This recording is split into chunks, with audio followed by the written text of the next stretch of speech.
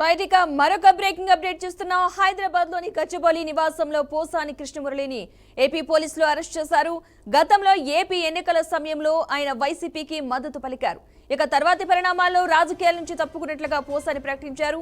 AP CID అధికారులు పోసాని కృష్ణమురళిపై నమోదు చేసిన కేసుల్లో అరెస్ట్ చేశారు. చంద్రబాబును కించపరిచేలా పోసాని కృష్ణమురళి మాట్లాడారు అంటూ తెలుగు యువత ప్రతినిధి బండారు వంశీకృష్ణ ఇచ్చిన ఫిర్యాదు మేరకు పోసాని కృష్ణమురళిపై సిఐడి కేసు నమోదు చేసింది.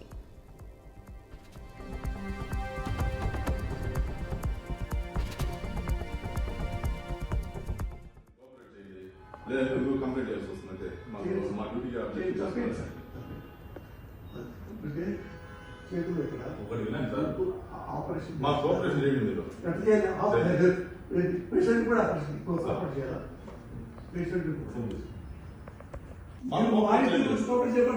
పోలీసు మీ ఇంటికి కదా కేసు ఉంటే ఎవరింటికైనా ఎక్కడైనా జమ్మూ కాశ్మీర్ టు ఇండియా ఎక్కడైనా మీరు అరెస్ట్ చేసే అధికారం మాకుంది.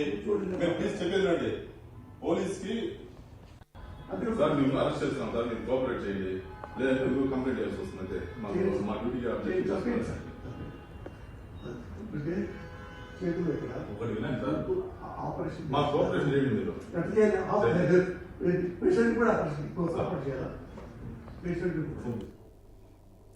మరోవైపు ఇప్పటికే పలు చోట్ల పోసాని కృష్ణమురళిపై ఫిర్యాదులైతే వచ్చాయి. Chandrababu Naidu, Pawan Kalyan, Nara Lokesh, TTD chairman BR నాయుడులను ఉద్దేశించి పోసాని కృష్ణమురళి కించపరిచేలా మాట్లాడారు అంటూ అనేక ఫిర్యాదులు వచ్చినట్లుగా పోలీసులు తెలిపారు.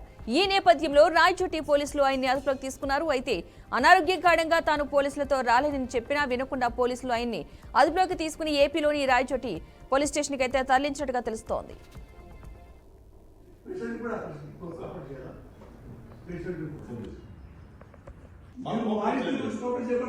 పోలీసు మీ ఇంటికి కదా కేసు ఉంటే ఎవరింటికైనా ఎక్కడైనా జమ్మూ కాశ్మీర్ టు ఇండియా ఎక్కడైనా మీరు అరెస్ట్ చేసే అధికారం మాకుంది.